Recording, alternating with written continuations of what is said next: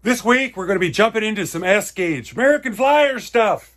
I found this either a month or up to 48 months ago. I believe at a secondhand store. It's just been kind of hanging out here a little bit. Let's take a quick look at it. Coming in with the Pacific. Shoot, I just noticed it doesn't have a pilot on it. Doesn't have a cow catcher. Guess it took a header somewhere. Dang it, I gotta find another shell for it. This one's coming in as the 287. 287s were made in 1952. So I went to the 1952 catalog and I found this right here. And that's why I know that it's a complete set. Nice looking gondolas. I need to wash these up here a little bit. The Gulf tanker, this one, yeah. Unlighted caboose. Got me a little circle of track, but I added some more to it, so we've got something that we can actually run on. This here was the candy cane, the bread and the reason I bought all the stuff was this. I hooked it up. I did what we're supposed to do. I rotated the knob, and it doesn't work. You turn it on and off. Look at these gauges though. Ready, up and on. They flicker. The light's on. But this output binding post right back here, it was spinning round and round and round. So I bet you that the wires tore loose on that. I want to get this set cleaned up, fixed up. We're going to take this guy right here apart, lube him, shine him, clean him, see what it is. Doesn't know, maybe we got smoke somewhere, maybe we don't. I probably doesn't. I'm Ron with Classic Model Trains. Let's get into it and see what it's going to take to get this vintage store S-Gauge American Flyer back up and running again.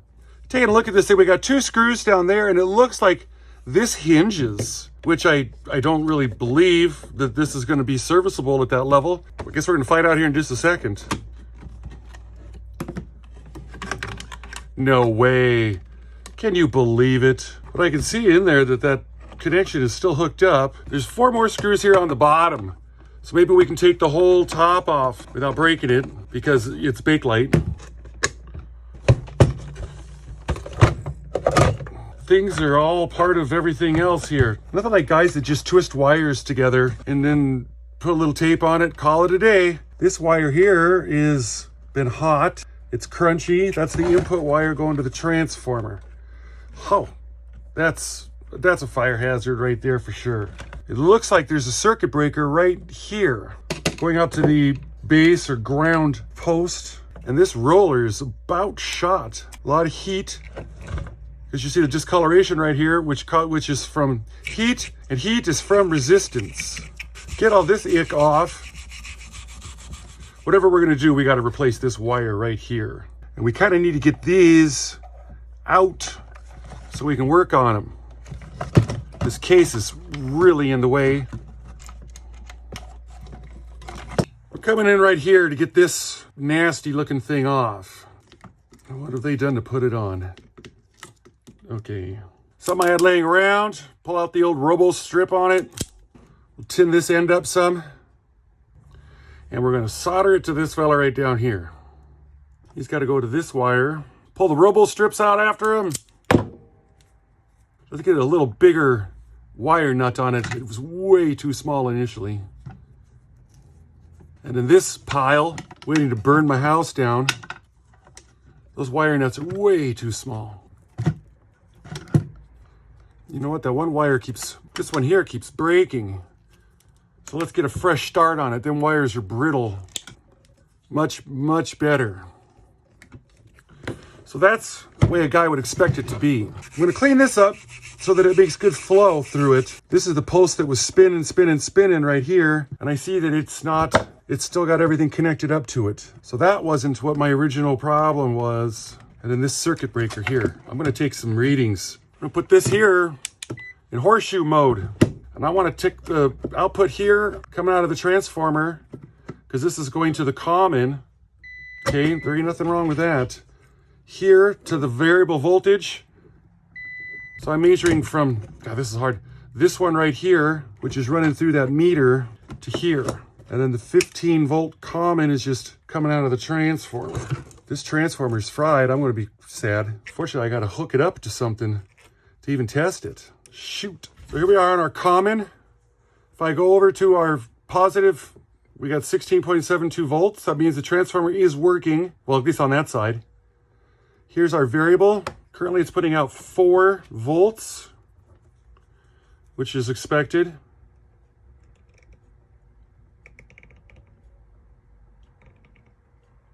Well, that's a good deal right there. Is it coming out on the backside too? It is. Unplug it. People tell me that this is supposed to... Oh, it sure does. You lift that handle up. See this post right here? It goes up and down as I move this handle. So that's what puts force on this. So I'm gonna get this power switch in. It's on right now. Put this base back on. 3 screws underneath. We get this in and we'll test it again. I don't know what I did, but it is working. Get this back together and see if we can run a train with it. Here's something interesting I found out when working on this thing. When you go to put this back on, you got to put this, he's right here. Put that in the center. And then you got to make sure that this is in the center of its travel. And you got to time the control for this on top of this. When you get it on, because everything's fighting you, then listen to it. See, it's not hooked up because it's not, you don't hear the voot, voot, voot, voot going on. So we got to do this again. Put you in the center, okay, center-ish. Get this on. Did I get it? See how you can hear that now? And then don't let the base and the cover just open up while you get the screws in. And you can ask me, how do I know that? Experience. I'm going to get these 3 in, and then I'm going to test it again to make sure it's going voot, voot, voot, voot. And then we'll know that we've got the full range. Because this is the 3rd time I've had it apart, because I didn't know that. And the first time I was checking it, I was only getting a max of like 6 volts. Because that wasn't moving all the way. Then I can test the output again, because I get tired of taking it apart after it's been all put together, because I didn't put it together right. Output voltage, 4.8. If I lift this lever up, it should go to 0. That holds the reversing unit on, so it doesn't change directions on you all the time. And as we go like this, we expect to see more volts. That is fantastic. Working like it's supposed to. So here we got it back on the track. Transformer's putting out voltage, and we know that because this is hooked onto the tracks. These are AC powered, and we got mostly nothing. But I was kind of jiggling it back and forth a little bit. And we're getting E unit.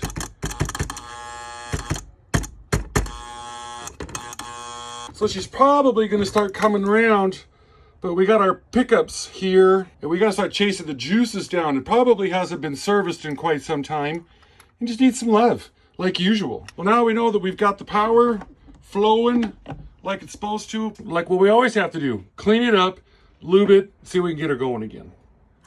Well, starting to get into this, I only see this 1 screw right here. Wait, nope, I see more.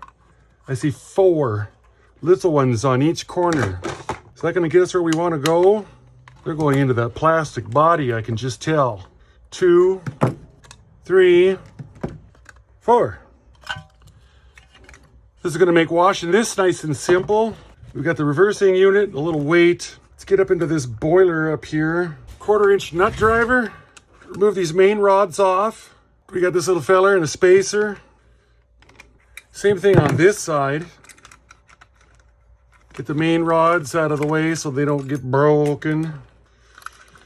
And I think we're going to take these screws out right down in here. And this should get us mostly everything taken apart. We got 1 headlight hanging up. Let's take this front pilot off. These 2 screws here. Get this little fella here off. 1 screw right there, holding the light bulb on. There we go. Shoot. Good thing I found another one of these on the eBay right here. I should just order this thing up. Now we can really get into it and we can see what's going on. When it was on the track, nothing was trying to move. This motor is free. I'm going to say that this E unit was probably really, really dirty. And that was giving us the most amount of problems. I mean, the light didn't even come on. I'm going to take this out because I just know the more I twist this thing around, I'm going to end up breaking it. This little pin right here for our drawbar going back to the tender. So we've got a black, a green, 2 clears. Clears are going up to the windings of the motor. The black and the green are going to the brushes, which I can see in there are still in really good shape. So the first thing I'm gonna do is I'm gonna clean up these wheels. So let's get some good juice flow going through these things with one of these right here. The little fingers, these are kind of abrasive. I've got these listed in the description of my video down below. They come from Amazon. They're different grits. I think this one here is about a 700 grit. Them wheels are definitely dirty. In fact, I should probably start off with some mineral spirits because they're oily, and then it's hard to clean them up when they got the oil and the grease on them, and then you use this and it just plugs it up and makes a mess. So let's do that first. In order for me to not sit around and try to push supplemental nutrition bars or where to buy gold at, I've decided to do the Amazon Associates program. All the tools and stuff like that I use on here, if you go down into the description section of every video, you got to use it on a computer. You'll see that this area right here, these are all the tools that I've bought from Amazon that I think are really good tools. And if you were to follow this link and go in and go, yeah, I kind of want one of those tools right there, that looks really nice, and you buy it, it won't cost you anything extra, but they're going to give me a little kickback, a little 3%, 2.5% of the purchase price. Doesn't work out to be a lot on each individual sale, but if you get a bunch of them put together, it'll really work out. It doesn't work out too shabby. Got the winter time coming up here. I plan on putting out a lot of videos because my RV season's done, because the old back oil here she let go here about a week ago. So I'm gipping around right now with the cane. I've just updated it today. So if you look at last week's video and you went there, there's a whole bunch of more stuff in there because it takes me a long time to figure out how to get it all in that list right there and organize it. Plugging along on this little S-gauge fella right now. Now's an excellent time to stop and do Classic Model Train's Classic Model of the Week. Do you guys know who this is? If you do, throw in the comments down below. If you don't, hang out till the end. I'll let you know who it is. Let's get back into it. So after 10 minutes, a few Q-tips, this little purple guy right here zinging along. We've got this truck back here all cleaned up. I did get some mineral spirits, and I went on the side frames right here also because they're dirty. I don't understand how everything gets so funky. Even underneath, catch these areas right here. You know, it's oil from all these years. Back in the old days, people would oil stuff. They maintained them. Nowadays, we don't do that. Try to get this back down to the blue metal that it is. Clean the wheels up. I took this when it was spinning and I jammed it under here to clean up the underneath of this pickup right in this area. Clean the wheels, clean the axles while it was running. Let this spin all the way around because you got to have a clean area for your juices to flow. Come by with the toothbrush, solve all this up. We got to do this one up here also. I just wanted to give you kind of a before and an after. This will get the details of these trucks to come back out. Just get that dirt out of there. 52, see here, so this is 73 years old. Keep plugging along until we get some cleaner wheels on it. This unit wasn't cycling very well, and it's quite filthy. I'm going to use the old brake parts cleaner, any flavor, any brand, it all seems to be about the same. And we're just going to get down in there and work on cleaning out all of this stuff. All the fingers, all the drum, because it's gonna make better connection. Plus I can use it to finish cleaning all this up. Ooh, it's all over my hands now. Since we're at it, let's just do this. Sure, this will dry in a few minutes. I need to wash my hand now. Get some lotion on it. We throw it back on the track, put the juice to it. We don't have much still going on. It ain't cycling, and the bulb that was in it wasn't working. This one right here, I don't even know if there's juice getting up front. Turns out this is a 1449 light bulb that was open. The filament was burned out in it, so I got me a freshie, and I want to see if there's at least power going up into the front locomotive. It's just like, no. Isn't that something? So I'm going to get in there now with the tactical Q-tips. So we're going to clean up and probably use maybe the fiberglass pencil and try to clean these fingers. We're not getting any juice flow. And I believe if I played my cards right, I could take these and twist them straight, and we can take the fingers off. So you can really get in there and do some scrubbing is what we want to do. Man, that thing is funky. It's like this finger here's even been burnt. I might be able to get in there. We're going to gently pry these up because I've broke one before, getting all cowboy on it. All right. Now a guy can really get in there on that drum. Try some mineral spirits on it initially, but I don't think that's going to do us much. Yeah, because it's more corroded than anything. It's not dirty. And then these fingers, flip these over gently. Come on now. They save their money by not making things too long. Oh, these ones are fragile. I like to get in there with this. If I can, looks like I can get in here so I can really get this drum cleaned up. I'm going to work on this. This is the 700 grit on this soft copper. Looks like it's doing a great job. And then if I'm really lucky, I can probably come under here. If I hold these, maybe gently dance across the tips, I might be able to save these fingers. I'll come back with a report here in a bit. And if you wanted to do the old fiberglass pencil on them, this will work too. You can get in there. I'm holding that drum with my thumb. If you don't have a Dremel, get them nice and clean so they'll conduct some juices. Right back here is the lever that this electromagnet is picking up on, which rolls this drum back and forth. It doesn't move it every single time. So we've got some stuff down under here, these little levers that are probably a little gummied up. And the end of the drum has got some issues with it too, right in here and here. Now, they usually say that you're not supposed to oil the E-units, but if they're not working, what's a guy supposed to do? So every time this thing cycles, we want it to move here. Yes, yes, yes, yes, no, yes, yes. So far, kind of so good. Now, I noticed this one right here. See how it's got this hook?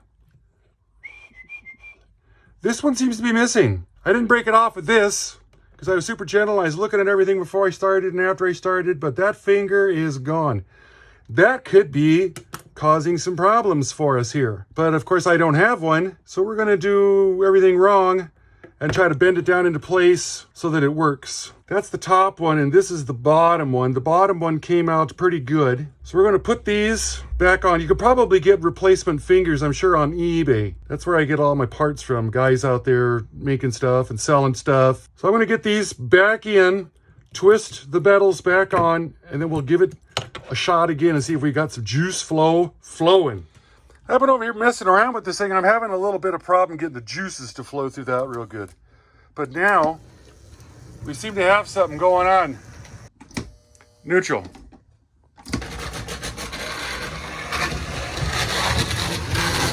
Sure. Now that I've got this all taken apart and it's all dry, because I sprayed the brake parts cleaner in it, it's time to get some lubrication in this part right here. We got some movement, which is a good thing. So the Locomotive. We got this cover plate right here, and that gets us down into the gear.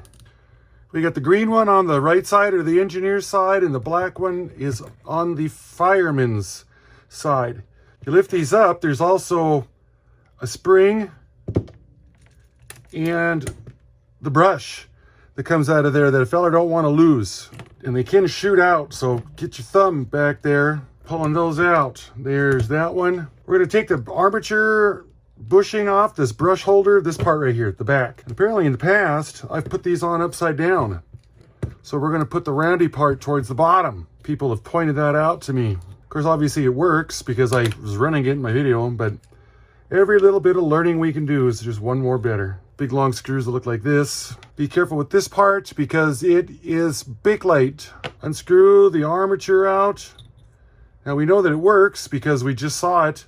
We don't got to test it, but we can certainly clean up this area through there. Here's our magnets, which I wasn't paying any attention to whatsoever when I took it off. It's going to go with the wires pointing towards the back. Now that sounds pretty crunchy. So I'm going to get the Q-tips and some more odorless mineral spirits out after it. Just give it the old wipe down here. We'll clean the wheels because they're been running down some dirty track. These don't do anything. They don't pick up. They don't transfer power. They don't ground. This white thing right here is actually an insulator. We're going to give this a scrub down to get these things looking a lot nicer than it does now. Some of these wheels have got debris on them, which is making them not round. Took the old toothbrush. We've been working on this gear right here to make sure that we get all the debris out of it. I can see that there's dirt down inside there that we just don't want. I took the same thing here with the little spinny wheel on it, and I cleaned up these wheels just because they were funky. Looks like the front wheels actually have traction tires on them or something.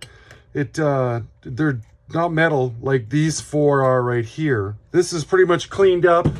We are ready to start lubing it. We're gonna come in with this long applicator needle here and try to find the axle, and we're gonna give it just a little taste. And I'm holding it at an angle so that that oil could run down into this bushing journal for the wheels.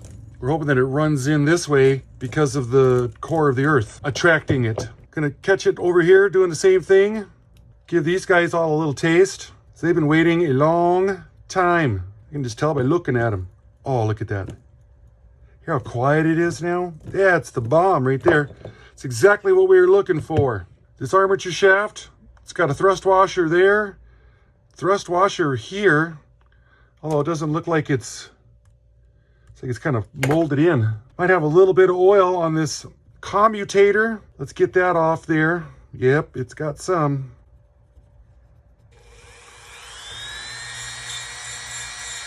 We're gonna get out the Super Lube multi-purpose synthetic grease. We're gonna put some in this bushing right back into here. We're gonna put some on this shaft right through here. Plus we're gonna get it on both sides of the thrust washer. We'll put some in the worm. Screw this little feller in. This right here, it's a wick. We didn't clean this up. Clean this area. Clean your brushes. They like to be clean, so they transfer the juice flow. Clean the brush tubes. I usually strip a Q-tip down to kind of its bare minimum. Then you can get inside these brush tubes here. The holders, so they like to be called, better. Put our electromagnet in there. We're going to give this area here just a little taste of the greasins. I'm going to put this on the right way so the fellers don't get mad at me for putting it on wrong. Get our screws put back in place. This gear here wants a little lube on it. I should have probably lubed it before I put the motor in. So get the lube, spin it, spin the motor, spin the lube, and then complete this process until this gear looks like it's well lubricated. Not too much though. Just a little bit more than not enough. Doesn't really need any on the side, so I'll try to clean that up. That is looking nice. Put this gear cover back on. One screw right there, but it does very little because it's still open right there. So I've yet to clean my brushes, so I'm gonna go ahead and knock those out right now. I usually like to soak them in my little cup for my mineral spirits. Some guys talk about burning these things with a lighter to burn all the oil out. You know, to each their own. Let them do a little soaking in there. This little wick right here, tuck him back in the back, then give it a taste of oil. Why they don't have one for the front one is beyond me. So I'm going to clean those, put the brushes in, springs in, and I'm going to put these clips back in there. Then we'll try it out once again. See if it works with the broken finger up over there. So here we all are on our test track. A few things that I've noticed. When it's close, the E unit works really well. As it gets farther away, because I didn't clean this track out very well, when I lift up that handle, so I know we're already losing power, it doesn't, it's not quite as sensitive. And it would be a lot better if I had put this track in, cleaned up the pins, you know, if I soaked it in something to clean this up. This is just some old track that I just happened to drag up somewhere. I have figured out this, like Lionel's E units and Marx's E units, they're a gravity, where when the power is released, the plunger drops back down and will put it into the other gear. This one here doesn't quite seem to work like that. And it doesn't it needs power to turn it the opposite direction. So of course, since it's closer to the power source right here, it's going to work better than when it's 1,000 miles away. We're getting everything I expect out of it. It's part of the deal. And if you don't lift that handle up, when I turn it off, it's still holding 3 volts. So when I turn it back on, it goes the same direction. That's something that American Flyer does, and I haven't yet encountered that on American or Lionel or Marks. Lift the handle up to reverse it. See, not enough power. Turn it up some.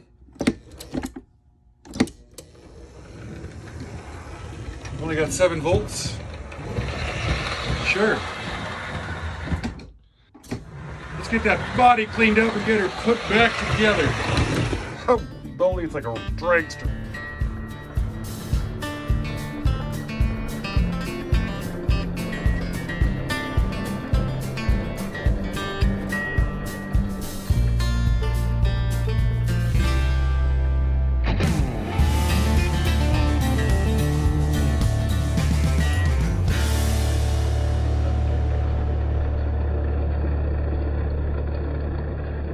Well, little filler, it turned out to be a little harder than I had really anticipated. I thought I just kind of breezed right through it, and it really made me work on it quite a bit. Everything that could go wrong did, plus some extra stuff I didn't even know could go wrong. It's running for now. I wish that set was a little more rarer of a set. Very common set. I looked them up on the eBay. Complete sets, track, transformer, everything they sell for like $50. So to me, this thing is worth more as the cars and a locomotive that needs that, for parts than it would as a complete set to try to sell, because I'd have to buy a $20 shell and $10 shipping and then swap it out. And then the whole thing's only worth $50. And then you gotta, my goodness. Our classic model of the week, Iman. She is a model and an actress. And you also might recognize her because she was married to David Bowie for quite some time. So we came out on a day that we don't normally. I try to launch on Monday. And this last Monday, I didn't make it. My mother, she here about 3 weeks ago to a month, she fell at the house. She's been living by herself for 13 months since my dad passed away. She fell and broke her elbow. And I took her to the hospital and visited her every day. And it became more and more apparent that Mom was having difficulties with dementia setting in. And the hospital let her go here out into the public. They released her, and she couldn't live by herself. So we had to bring her here to my little palace in the woods and work on getting her in a nursing home. And that is a phenomenal amount of work. I couldn't believe it. And these people, nobody's in a hurry to try to help. The room was available, and it still took 6 days to try to do it. It just drove me crazy. I put a little comment on the Facebook right here yesterday, letting everybody know, because if I don't let people know why I didn't post, then they all think that I died. They'll reach out, hey, you dead? Where's your video? Okay, I wish that I was in a railroad club that did this older stuff. Here in town, there's a club, but they do the newer stuff, nothing wrong with that. Then I got to thinking, I'm actually in a railroad club right now. I'm in the 33 Percenters Railroad Club, and it seems to be global. It's everywhere. And I realized that from all these wonderful comments that I got from everybody out there. I've got a railroad club chapter on almost every continent out there in every state in America and in Canada, the provinces. So that really made me feel good that you guys reached out and shared some stories with me about what you guys have gone through. It lets me know that I'm not the only one.